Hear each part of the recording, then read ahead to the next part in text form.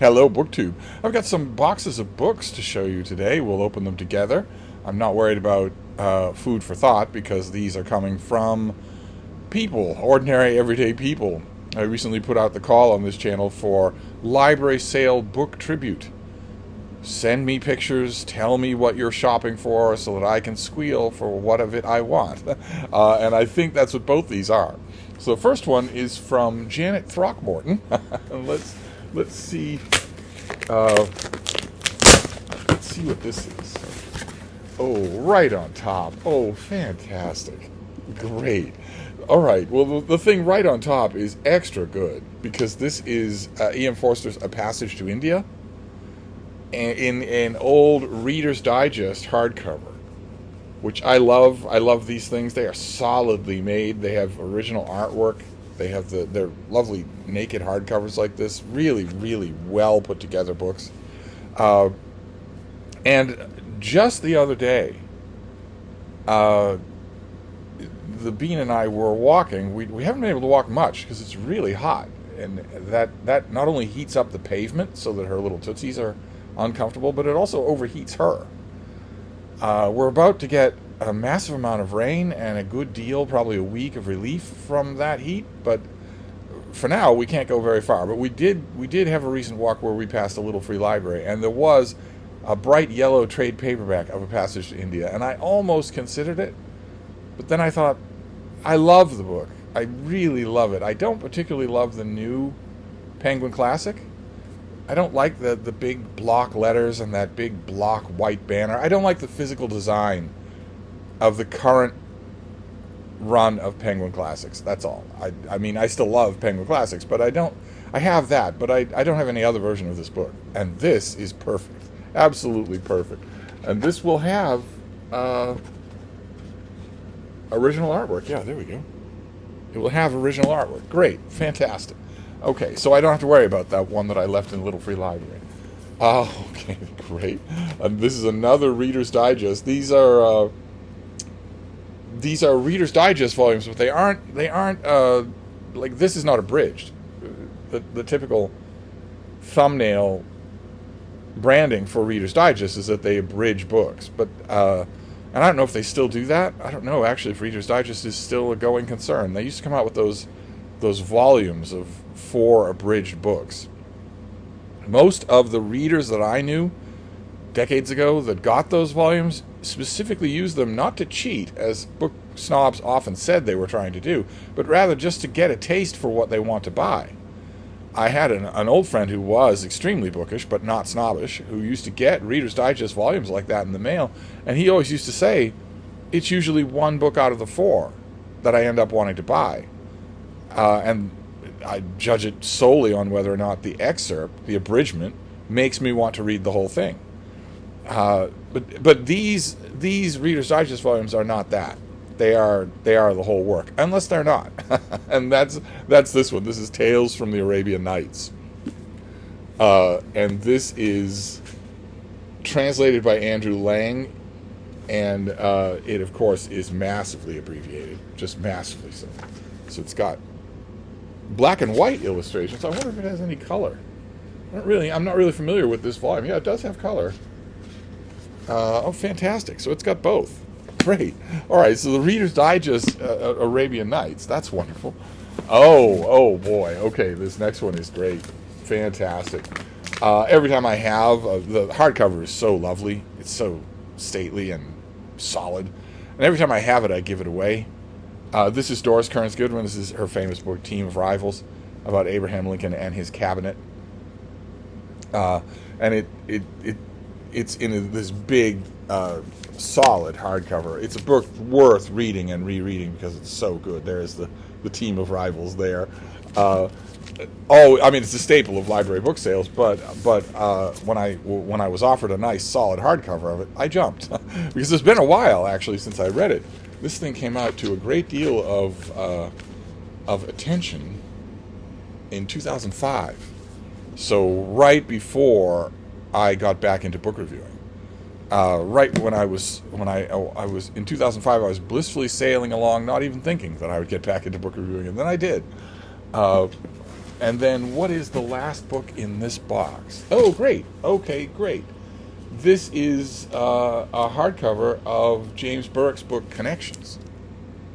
I think I had a hardcover of this that I got just recently, and one of you immediately wanted a copy of it. And I sent it, even though, my standard line with hardcover, actually with books of any kind, is that I will see it again, and you might not.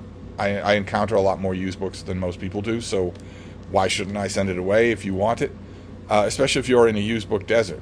If all you've got is a half-price book 100 miles away, then you're not going to see this book.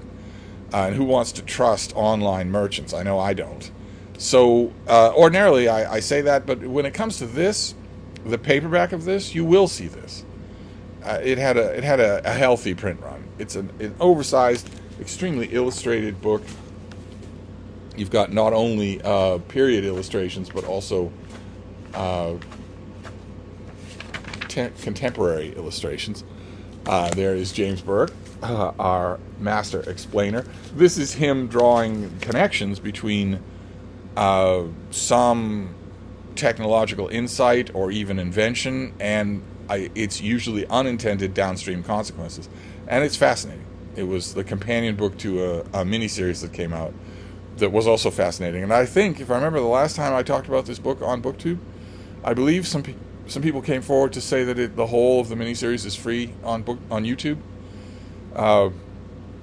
If it is, you should definitely give it a watch. It's really, really good. And you are sitting just past the horizon point of that series. At the end of that series, James Burke is talking about the latest cutting-edge computer technology. And he's in labs with wall-sized computers and huge hubcap-sized spinning discs and whatnot. And he's anticipating. He's trying to see 2 steps down the line. He's trying to see the kind of connections that he's been tracing from medieval technology to the present day. He can almost do it. In the miniseries, he almost imagines the internet. He was just on the doorstep of it. I love this book. I think it's just fantastic. So great to have a hardcover. So there you go. That was the first box. And now we have a second box, which was sent from J. Scott Frazetta. And let's see what is in here. This is from the Anaheim Public Library book sale, the Canyon Hills branch. That's worth putting in the journal right there with a date attached. Oh my, okay. All right, the thing right on top is something that I have had occasion to mention to one of you just recently in email.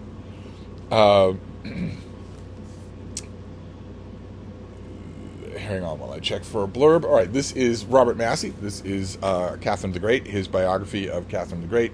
This is amazingly good. He did Nicholas and Alexandra. He did Peter the Great. And then a long time later, he did this book, really the capstone to a great career, that takes the revolutionary view that Catherine the Great was a ruler and a human being, not just a punchline. And it works really well. It gives you a huge amount of fresh insight into this character. So, and I don't have a copy, so that's great. Then we have a big hardcover of James Michener, Caribbean. These are... I don't have this in even the old mass market paperback. I think I have the ebook of it. But when it comes to a giant Michener book, there he is, looking typically joyful and happy on the back cover there. When it comes to a giant Michener book, you often want the big thing on your shelf. I don't love all of Michener the same, but the stuff of his that I love, I dearly love. And Caribbean is one of them. I spent a huge amount of time in the Caribbean, not on a vessel like that, but rather on a wind-driven vessel, a sailed vessel. Oh boy. Okay. This is one of those old Avenel reprint volumes, one of those omnibus volumes. This one doesn't say Avenel, it says Octopus Heinemann. But once you had the text block for a reprint volume like this, no matter what the reprint volume was, once you had that text block, that is what you could sell to various reprint or remainder houses. that's what you could sell to them. So the same book shows up in many different guises. And this is, we might as well call it an Avenel book. And this is Isaac Asimov. It's the whole of the Foundation trilogy plus 3 more books. The Naked Sun, The Stars Like Dust, and I, Robot. What a volume to have. How amazing. Oh, just incredible. Okay. Great. And this has a Powell's Books bookmark there. That obviously that's where this came from. Fantastic. Oh, I love these collected volumes. We have another Reader's Digest volume. This is perhaps the nicest one that they ever did. I think there's no perhaps about that. Actually, I think it is easily the nicest one they ever did. This is Lew Wallace's novel, Ben-Hur, which, if most non-bookish people know this only from the great movie. And this is the original novel. And this version of it is hugely illustrated. I mean, on every page. There are spot illustrations or margin illustrations on every page. And there are also full-scale illustrations all throughout. And this is a perfect example of what I'm talking about.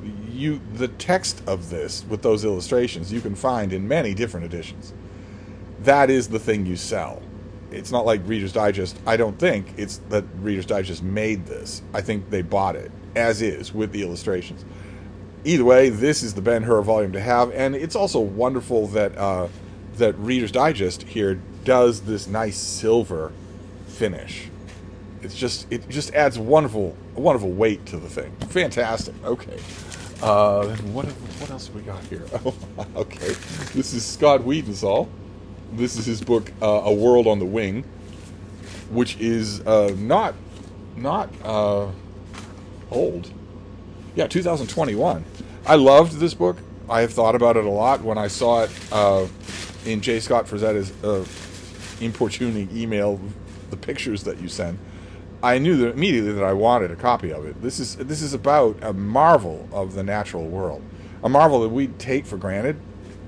Flying south for the summer, but we don't, or flying south for the winter, but we don't really think about the gigantic logistics involved, the amazing wonder of worldly migrations, how they're done, how on earth you manage, not just, I mean, big birds do this, but tiny birds do it as well, and also butterflies do it.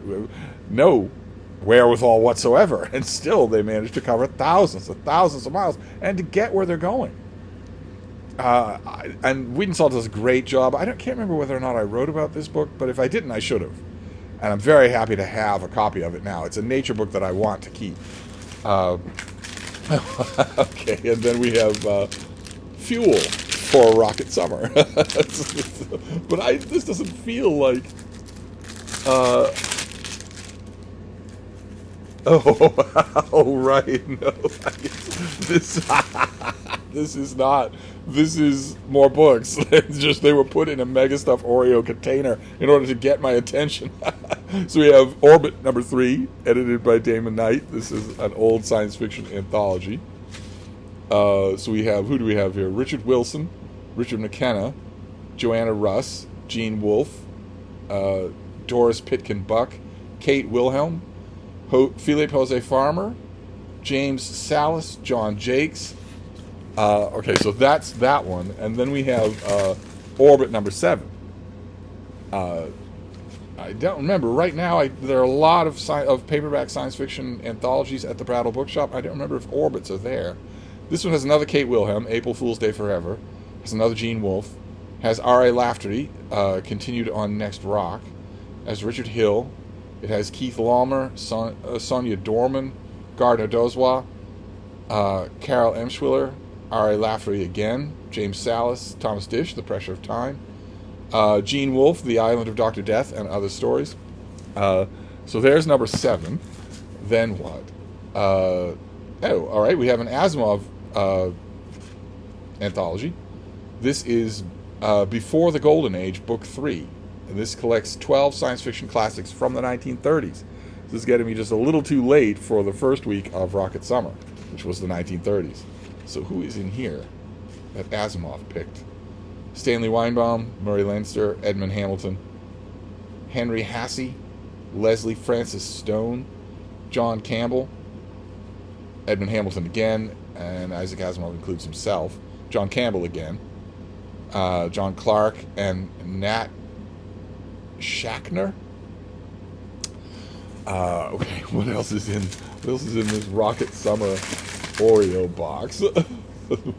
Oh, more anthologies. Great. So this is New Dreams This Morning, James Blish anthology. New Dreams This Morning. This is from 1966, and who is in here? Isaac Asimov. 2 stories by James Blish. Okay, Steve's Rules for Publishing. If you are the editor of an anthology, do not include your own work. Harry Harrison, Damon Knight is in here, C.M. Kornbluth, Edgar Pangborn, and Robert Silverberg, A Man of Talent, which I haven't read in forever. Then we have The World's Best Science Fiction. This was edited by Donald Wollheim and Terry Carr, 2 great science fiction editors working together. And this is the volume for 1966. So what will be in here? Sunjammer by Arthur C. Clarke. Calling Dr. Clockwork by Ron Goulart. Good Lord, he didn't make many of these volumes. Becalmed in Hell by Larry Niven. Apartness by Werner Vinge. Over the River and Through the Woods by Clifford Seamack. Planet of Forgetting by James Schmitz. Repent, Harlequin, Said the TikTok Man by Harlan Ellison. The Decision Makers by Joseph Green. Traveler's Rest by David Masson. Uncollected Works by Lynn Carter. Vanishing Point by Jonathan Rand. In Our Block by R.A. Lafferty. Mask of the Red Shift by Fred Saberhagen. The Captive Jinn by Christopher Anvil. And The Good New Days by Fritz Leiber. Great. Fantastic. I've only read 2 of those. And then finally we have another science fiction anthology. Quark number 4. I believe that Quark, as an anthology series, leaned heavily into the new wave. Let's see. Okay, so this has an essay by Samuel Delany and Marilyn Hacker called On Speculative Fiction. Then Basilekon Summer by Avram Davidson. Vortrekker by Michael Moorcock. Brass and Gold by Philip Jose Farmer. Norman vs. America by Charles Platt. The True Reason for the Dreadful Death of Mr. Rex Arundel by Helen Adam. Acid Soap Opera by Gail Madonia. Bodies by Thomas Dish. Night Song by Marilyn Hacker. Cages by Vonda McIntyre. A Man of Letters by Marek Obtulowicz. The Fourth Profession by Larry Niven. And a bunch of drawings. So this is illustrated throughout. What a weird thing. I wonder if the old Quark anthologies are expensive online to get. I seem to remember, I don't think I've ever read anything in this book, except one. There was one in there that rang a bell where I immediately flashed to the ending. Oh, Bodies by Thomas Dish. I'm a big fan of Thomas Dish, even though I'm not a big fan of New Wave. So there you go. Bunch of old science fiction anthologies for Rocket Summer. Fantastic. Okay. This is worth saving too. So there you go. Those are 2 book tribute mailings to perk up my day. That's wonderful. Lots of stuff in here. I wonder, if I were to treat this like a Brattle book haul, then my question would be, what are the first things that I'm going to read? And actually, the thing that tempts me the most is Team of Rivals, believe it or not, even though I've read it a couple of times. It actually tempts me the most. Maybe Caribbean, too. Haven't read Caribbean in so long. Well, anyway, it's a lot. It's a nice choice to have. So I'll wrap this up for now. There's a bunch of warm Tuesday mail as we get a storm system pushing all the hot and humid air ahead of it. And then tonight it breaks. I wouldn't be surprised if we get storms at sunset. And then the temperature drops by 25 degrees, and it apparently is going to rain for 10 days. We'll see.